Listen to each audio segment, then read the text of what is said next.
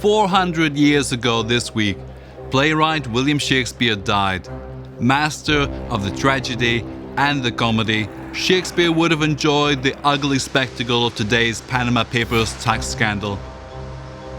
In King Lear, Shakespeare wrote, "No legacy is so rich as honesty. If honesty is the measure of our wealth, then our generation is hiding its poverty overseas."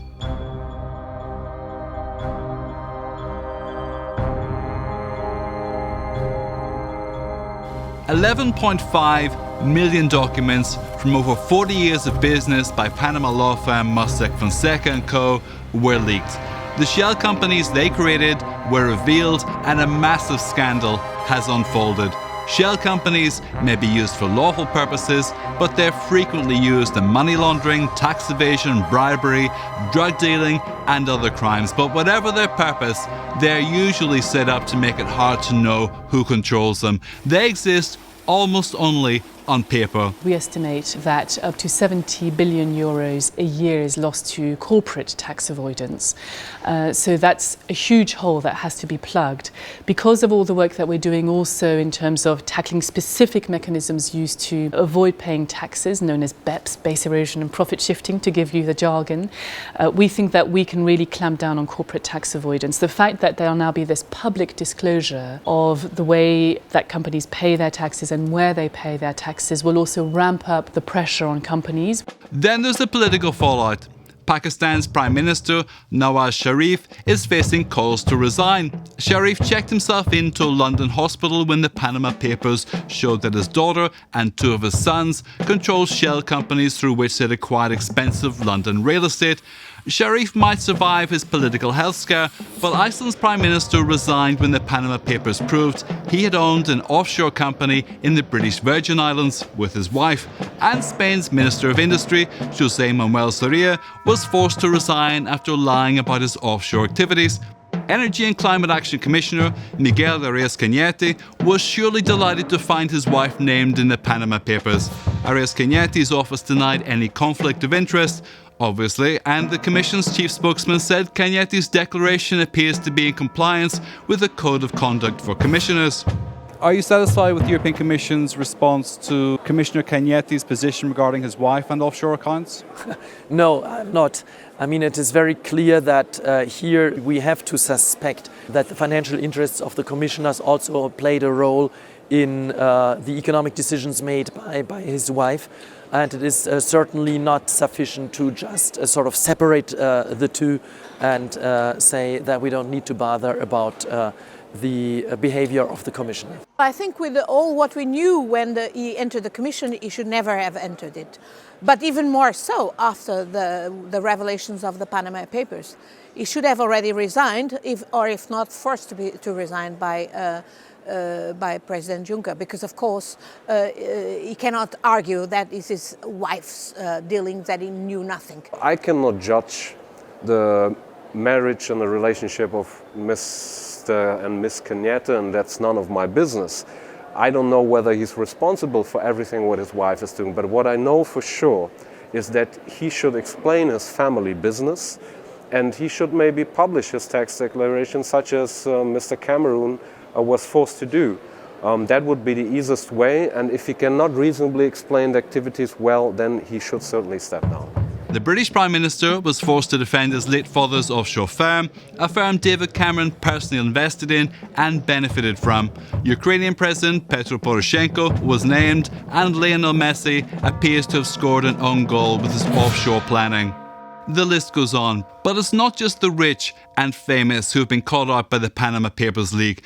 Multinational companies are also using secret subsidiaries, complicated structures and tax havens to avoid public scrutiny. The European Commission has responded, saying it will pay particular attention to tax information relating to countries that do not respect good governance standards. 95% of the work that we're doing on corporate tax avoidance has already been in train for well over a year, some of it already for more than 18 months, some of it predating this European Commission. What we have done now in the wake of Panama Papers is speed up our work on coming up with a common EU list of tax havens. Quite a thorny issue, it's very difficult to get a common EU approach. The combination of 28 over-complex tax systems in the member states create loopholes which are widely used, especially by multinational companies. We need strong actions like an automatic information exchange, like a common corporate tax base. Here the Commission is acting. The Commission is proposing to require large multinational companies to disclose publicly the income tax they pay within the European Union, country by country. In addition, they would be asked to disclose how much tax they pay on the business they conduct outside the European Union. Critics say the new proposals fail to deliver real transparency and will allow companies to continue using the kind of legal and accountancy tricks highlighted by the Panama Papers. The European Commission only moves when there's pressure. Now they propose to have country-by-country reporting, meaning that a multinational corporation must report their profits, the taxes paid, the numbers of people employed for every country. But the European Commission doesn't want them to report for every country. They say they only should report for EU countries, and they can pretty much lump together all the data for some international tax havens. Now they say, well, we will create a blacklist. But the problem was we had these blacklists in 2009 with the OECD, and they were soon empty. Portugal has 75 countries on its national blacklist, while Germany has 0. So there will be never an agreement, and certainly countries such as the United States, who have Delaware, will never end up on this list. One example is the fact that Bermuda was included initially by the Commission in this first blacklist of tax havens, and the UK lobbied successfully to have Bermuda off this list. I think a global country-by-country reporting would be just too much to achieve. That is not realistic. And I think we would already be much better off if we had country-by-country reporting in the European Union, with companies then stating that the rest of their profit has been earned in countries outside of the European Union, possibly also indicating what kind of taxes they have paid in sort of the rest of the world. As for the case of the banks, we see that the rules that have been in place for a few years now on public country-by-country reporting is actually forcing them to change their business model, to close down entities in tax havens, to be more accountable to their customers, to the public and society as a whole. And I think multinational corporations, all of them, should have the same kind of accountability and face the same kind of critical scrutiny. It's a good proposal. It's in the sense of what the Parliament demanded, but it's quite outrageous that it only restrained to their activities in Europe. This is totally counterproductive. This will only backfire. This will only actually please the multinational corporations and make them go and do business elsewhere. The EU have put this at the top of their agenda. It's really in the air. The reputational risk now for companies and for EU member states not to sign up to this is too great. What needs to be done? It's very simple. We need country-by-country reporting for multinational corporations for every country. Like every small shop owner has this data in his cupboard. There's no reason why Google or McDonald's could not produce these data. Small and medium-sized enterprises, they pay the taxes, and others, especially multinational companies, they avoid taxes, and that is not justifiable, and therefore we need a strong action by the European Union with binding EU laws to stop that and to create a level playing field. Secondly, we need transparency of the true beneficial owners of letterbox companies.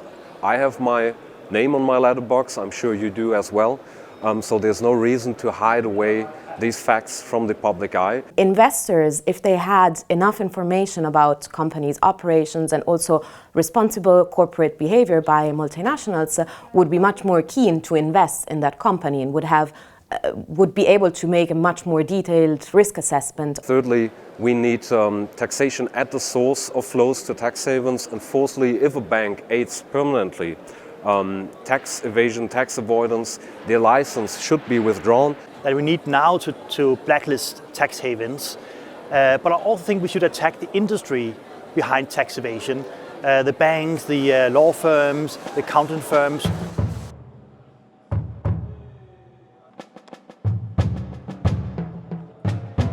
It's due to journalism and to journalist investigations that this problem, this question will be put to the attention of public opinion. And public opinion should press for the end of all offshore. This is my personal opinion, of course, but I think this is the only way. How does the European Commission view the role of the media in this? Actually, to be honest, on Panama Papers and previous revelations, we're actually very thankful because it kind of puts wind behind our sails in terms of really speeding up the momentum of the work that we're trying to get in place anyway. So if there's any countries that are dragging their heels, which we know there are in the EU in terms of moving forward with our agenda on corporate tax transparency and good governance, actually this is helpful. Whistleblowers are frequently the target of aggressive state retaliations, but new EU rules to help firms win legal redress against theft or misuse of the trade secrets have just been voted through by the European Parliament. MEPs sought to ensure that freedom of expression and information will be protected and that the rules will not restrict the work of journalists. But not everyone is convinced. Are whistleblowers and investigative journalists sufficiently protected? No. If whistleblowers would be sufficiently protected, Antoine Deltour would not face prison charges on the 26th of April in Luxembourg.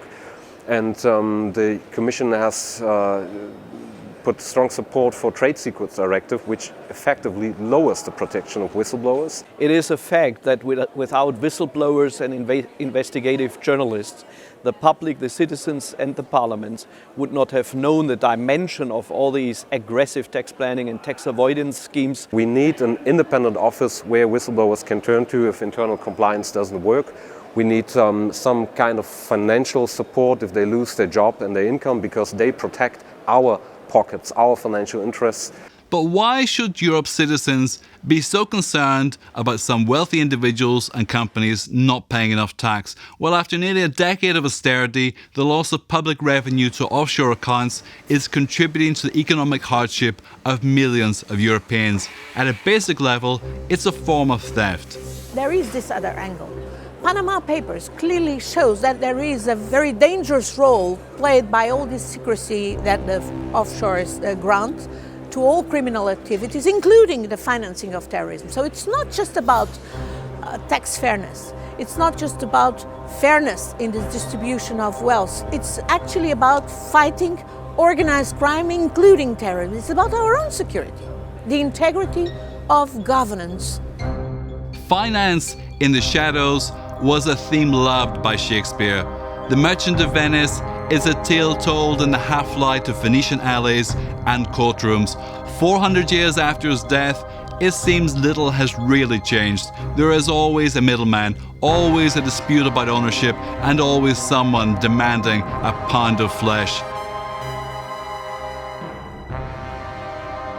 Is Europe now writing the final act for tax avoidance, or is finance destined to play hide and seek in the shadows?